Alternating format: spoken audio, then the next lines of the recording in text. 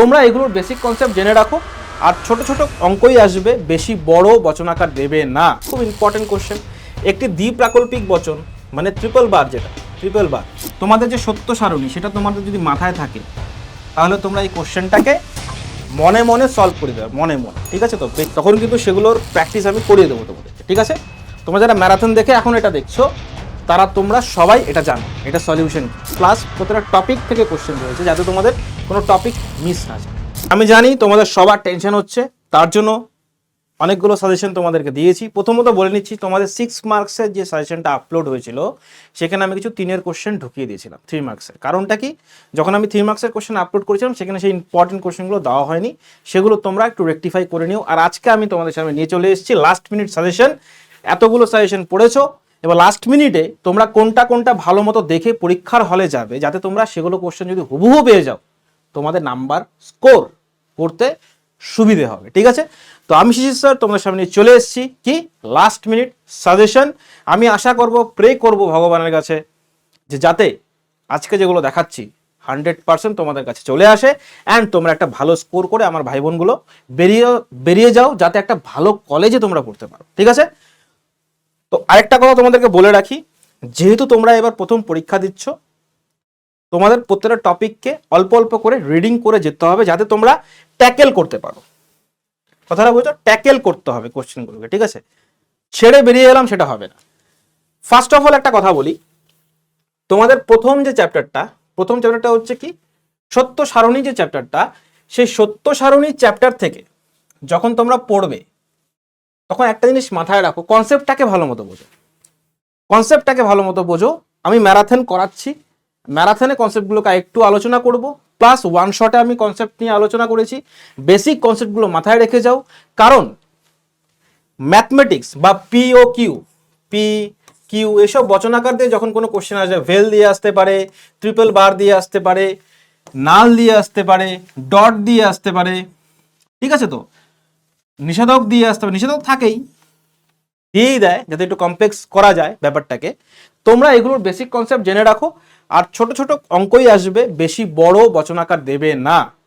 আবার বলছি, বেশি বড় বচনাকার দেবে না, ছোট ছোটই দেবে, যাতে তোমরা সেগুলোকে কোপ আপ করতে পারো। কারণ এগুলো ফ্রি মার্কস, জাস্ট কনসেপ্টটাকে বুঝবে আর অ্যাপ্লাই করবে, অ্যান্সার বেরিয়ে যাবে, বাস এতটুকুই, এতটাই সোজা। ক্লিয়ার? তো কোনটা কোনটা দেখবে, শত সত্য, শত মিথ্যা, আপতিক, এটাকে তোমরা দেখতে পারো। এই বচনাকারগুলোকে দেখে যাবে, প্রত্যেকটাতে উদাহরণ থাকবে, উদাহরণ দেখে যাবে, অ্যান্ড বচনাকারও দেখে যাবে প্রত্যেকটা, ঠিক আছে তো? যে শত সত্তর বচনাকার কি, পি কিউ দিয়ে যে বচনাকারগুলো হচ্ছে সেগুলো দেখে যাবে, কারণ সেগুলো ছোট ছোট কনসেপ্ট জানতে হবে তোমাদেরকে, না জানলে পরে তোমরা বাকিগুলোকে করতে পারবে না, ঠিক আছে? নিবেশন দৃষ্টান্ত কাকে বলে, খুব ইম্পর্টেন্ট কোশ্চেন।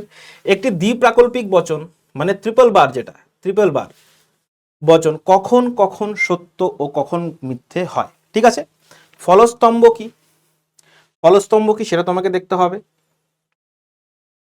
সত্যাপেক্ষ কাকে বলে, প্রতীক ও সংকেতের মধ্যে পার্থক্য কি, খুব ইম্পর্টেন্ট কোশ্চেন।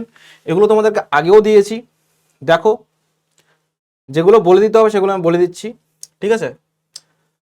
নেক্সট হচ্ছে এই যে বচনাকারগুলো, পি আর কিউ মিথ্যে হলে কিউ এর সত্য মূল্য কি হবে।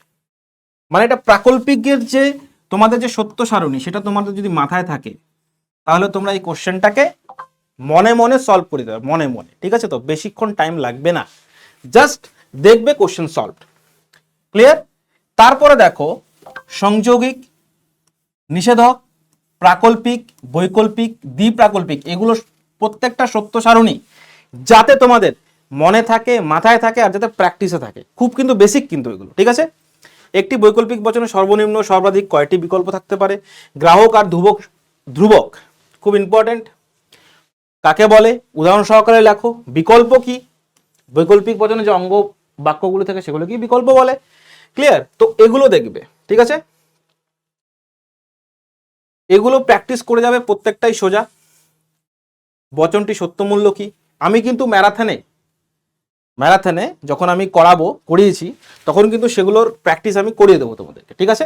তোমরা যারা ম্যারাথন দেখে এখন এটা দেখছো তারা তোমরা সবাই এটা জানো, এটা সলিউশন কি, ঠিক আছে? সব সলিউশন আমি দিয়ে দিয়েছি ওখানে। তো এগুলো খুবই ইম্পর্টেন্ট ম্যাথস, ট্রুথ টেবিল বলতে পারো, বা সত্য মূল্য নির্ণয় করার যে বচন আকার সেগুলো বলতে পারো, সেগুলো একটু দেখে যাবে, ঠিক আছে। নেক্সট কিছু টিকা দেখে যেতে পারো, এগুলো তো উপরে আছে। মোস্ট সরি চলে গেল, কোথায় গেল, ছোট করতে হবে, ঠিক আছে। তো টিকা দেখতে পারো, আরোহমূলক লাভ, আরোহণমানের সমস্যা, সামান্যীকরণ, প্রকৃতির একরূপতার নীতি, পর্যবেক্ষণ ও পরীক্ষণ, ভালো উপমা মন্দ উপমা, কাকতালীয় দোষ, এগুলোকে দেখে যাবে। এগুলো খুবই ইম্পর্টেন্ট কোশ্চেন। এবার তোমরা বলতে পারো স্যার তুমি তো ওই বই থেকে দিয়েছো, দেখো এগুলো কোশ্চেন প্রিভিয়াস ইয়ারে এসছে, খুব ইম্পর্টেন্ট কোশ্চেন, প্লাস প্রতিটা টপিক থেকে কোশ্চেন রয়েছে, যাতে তোমাদের কোনো টপিক মিস না যায়, ঠিক আছে। এইভাবে কোশ্চেনগুলোকে ফ্রেম করেছি আমি। বৈজ্ঞানিক আরোহ অনুমান কাকে বলে, মোস্ট ইম্পর্টেন্ট, বৈশিষ্ট্য লিখতে হবে, বৈজ্ঞানিক ও অবৈজ্ঞানিক আরোহ অনুমানের পার্থক্যটাকে দেখে যাবে, ঠিক আছে। তো পার্থক্য দিয়ে দিতে পারে, কারণ এখান থেকে 6 মার্কসের কোশ্চেন আসবে না, 3 মার্কসের কোশ্চেন কিন্তু আসতে পারে। যদি ম্যাথস দিয়ে দেয় তাহলে তো ফ্রি নাম্বার, কোনো সমস্যাই নেই। আরোহ অনুমানে আকারগত বস্তুগত বৈশিষ্ট্যকে আলোচনা করো, শূন্য গর্ভ শ্রেণীর ভেনচিত্র, এগুলো প্রত্যেকটা কোশ্চেন্স তোমরা দেখে যাবে, ঠিক আছে। এগুলো তোমার সাথে আলোচনা করা রয়েছে। মিলের অন্যই ব্যতিরেকী পদ্ধতি, মানবতাবাদ কি, ও টিকাতে চলে আসি, সর্বোদয়, অহিংসা, সত্যের মধ্যে যে সম্পর্ক সেটা, অহিংসা ও সত্য গ্রহের মধ্যে সম্পর্ক কি সেটা, অহিংসা সর্বোদয়, অহিংসা ও ভালোবাসা, সেটাকে দেখে নেবে একবার, ঠিক আছে। তো 6 মার্কসের কিছু কিছু কোশ্চেন্স রয়েছে, সেগুলো আমি দিয়ে দিয়েছি, সেগুলোকে আবার পড়ে নেবে, কারণ এগুলো তোমাদের দরকার হবে, ঠিক আছে। মিলের থেকে প্রত্যেকটা দেওয়া আছে, কি কি ইম্পর্টেন্ট, আর তোমরা সবাই জানো মোস্ট এক্সপেক্টেড কোশ্চেন যখন আমি নিয়ে আসবো তখন আরো আমি কেটে ছোট করে নেব, ঠিক আছে। কিন্তু তার আগে এগুলো পড়ে রাখতে হবে, কারণ তোমরা যদি দেখো ভালো মতো, জীবসত্তা ও বিশেষত্তার মধ্যে পার্থক্য কি সেটাকে লিখো, খুব ইম্পর্টেন্ট। কারণ তোমরা যদি, আবার বলে দিচ্ছি, মিলের সহপরিবর্তন অন্যই পদ্ধতি ভালো মতো দেখে যাবে, শত রজতম ইম্পর্টেন্ট দেখে যাবে, সকাম কর্ম ও নিষ্কাম কর্মের মধ্যে পার্থক্য নির্দেশ করো দেখে যাবে, অহিংসা শব্দটি মেনে গান্ধীজি দর্শনে কিভাবে ব্যবহার হচ্ছে সেটাকে দেখে যাবে, সত্যগ্রহ নিষ্ক্রিয় প্রতিরোধ কি পার্থক্য লেখো, ইম্পর্টেন্ট, এগুলো দেখে যাবে, ঠিক আছে। তো তো সবাইকে বেস্ট অফ লাক, সবাইকে আমি বলতে চাই কি best of luck, best of luck, জীবনে অনেক উন্নতি করো। আর একটা কথা বলে দিচ্ছি, যে সাজেশনটা আমি তোমাদের দিলাম সেটাকে পড়ো, মাথায় রাখো, অ্যান্ড নেক্সট যখন মোস্ট এক্সপেক্টেড কোশ্চেন নিয়ে আসবো তখনও দরকার হবে, কারণ সবকিছু পড়ে যাও, সবকিছু একবার টাচ করে যাও, কারণ যদি পরীক্ষাতে কিছু আনকমন চলে আসে, কিছু এরকম চলে আসে যেটা তোমরা পড়োনি, অল্পটুক পড়ে এসো, তাও তোমরা কিন্তু বানিয়ে সেটাকে লিখতে পারবে নিজের থেকে। যদি কিছুই না পড়ে যাও, শুধুমাত্র এই সাজেশন সবকিছুর ভরসায় যাও, তাহলে কিন্তু হবে না, তোমাকে প্রিভিয়াসলি অল্পটুক স্টাডি করে রাখতে হবে, ঠিক আছে। তো তো খুব ইম্পর্টেন্ট এগুলো কোশ্চেন, তুমি অবশ্যই দেখে যাও, আমার মনে হয় তোমার পরীক্ষা খুব ভালো হবে, আমি গ্যারান্টি দিচ্ছি ভালো হবেই, ঠিক আছে। তো পরবর্তী ভিডিওতে আবার দেখা হচ্ছে তোমাদের সাথে, ভালো থাকো, পড়তে থাকো, সুস্থ থাকো, আর এই পরীক্ষাটাকে একটু সিরিয়াসলি নাও, ঠিক আছে।